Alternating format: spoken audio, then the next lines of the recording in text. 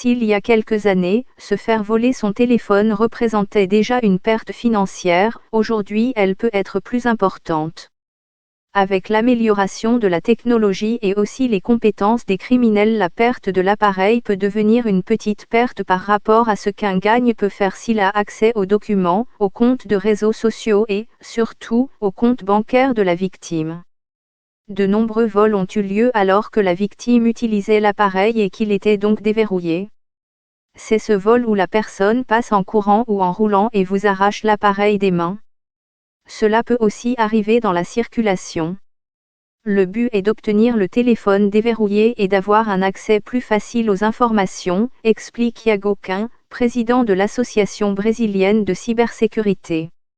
Dans ce cas, la victime a quelques minutes pour verrouiller l'appareil avant que le criminel ne commence à accéder à ses données. Il garde l'écran actif, place la puce dans un autre appareil et commence à essayer d'échanger des mots de passe par SMS. De nombreuses applications offrent cette option, souligne Quim. Une autre modalité est le vol ou le cambriolage avec blocage du téléphone portable. Dans ce cas, les criminels cherchent à scanner la mémoire de l'appareil avec des programmes utilisés par les pirates. Le but n'est pas de changer les mots de passe des comptes, mais d'obtenir des informations qui sont hors ligne sur l'appareil. Les documents et les données personnelles sont utilisés pour ouvrir des comptes dans d'autres banques que celles de la victime, et appliquer des escroqueries, explique l'expert. Vous trouverez ci-dessous les conseils d'experts sur la manière de renforcer votre sécurité. 1. Ne manipulez pas votre téléphone portable en marchant avant toute configuration. Quim recommande de prêter attention au comportement. Évitez de tripoter votre téléphone portable en vous déplaçant. Les victimes ont ce schéma spécifique. Comme elle est concentrée sur l'appareil, elle ne remarque pas qui s'approche. Avant de tripoter le téléphone portable, arrêtez-vous quelque part, sans mouvement, comme à l'intérieur d'un magasin. 2. Utilisez le code et l'option de verrouillage automatique de l'écran. Choisissez la durée la plus courte possible pour le verrouillage automatique de l'écran afin de réduire les risques d'être volé avec l'écran déverrouillé. Certains téléphones offrent la possibilité de se verrouiller après 30 secondes de non-utilisation. 3. Permettre la biométrie ou la reconnaissance faciale dans les applications. Allez dans les paramètres de chacune de vos principales applications et recherchez l'option confidentialité pour trouver l'option d'authentification à 2 facteurs. Optez toujours pour des applications qui génèrent des codes et non une authentification par SMS, car le voleur peut avoir votre carte SIM, explique Quim. 5. N'enregistrez pas d'informations importantes, comme les mots de passe, sur l'appareil. Évitez de conserver tout type de mots de passe sur les captures d'écran, les photos et les carnets de notes, ainsi que sur les photos de vos documents. Une bonne astuce consiste à taper le mot de passe, accès, dans la recherche de messages et de voir si vous l'avez déjà envoyé à quelqu'un. Il s'agit parfois de votre mot de passe pour vous connecter à une boutique en ligne, mais c'est le même que celui utilisé pour les comptes importants. Les criminels ont ce regard, alerte le président de l'Association brésilienne de cybersécurité.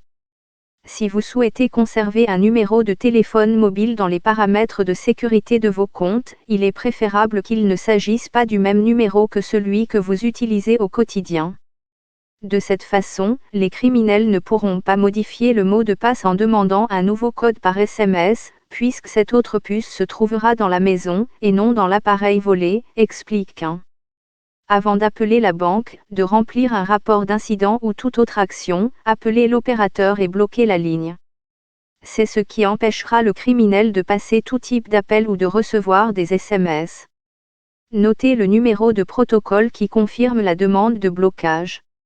Ensuite, appelez la banque pour demander le blocage de toutes les transactions effectuées par téléphone portable ou par ordinateur. Ces 2 seules étapes présentent déjà une énorme difficulté pour les criminels, qui passent souvent à l'appareil suivant, explique l'expert. 3. Supprimez les données de votre téléphone portable. Même si votre appareil n'a pas été volé avec son écran déverrouillé, il est important d'effacer ces données. Si votre appareil est en droit, vous avez 4 possibilités pour le faire. Accéder à l'application Trouver mon appareil depuis un autre appareil. Si le téléphone est un iPhone, qui utilise le système Yo, utilisez le site iCloud, accessible via n'importe quel navigateur web, ou l'application Search, si vous avez un autre appareil Apple, pour supprimer les données. L'expert recommande ensuite de changer les mots de passe de vos applications et de vérifier quels appareils sont connectés à ce compte comme la messagerie électronique, par exemple. Ensuite, déconnectez ces comptes de l'appareil volé. Comme l'échange du mot de passe nécessite un SMS, il est important d'avoir avec soi une nouvelle puce. Il est important d'effectuer toutes les démarches décrites ci-dessus avant de se rendre au poste de police, étant donné le temps que peut prendre la victime pour déposer un rapport de police, des heures qui peuvent être utilisées par les voleurs pour continuer à voler des données.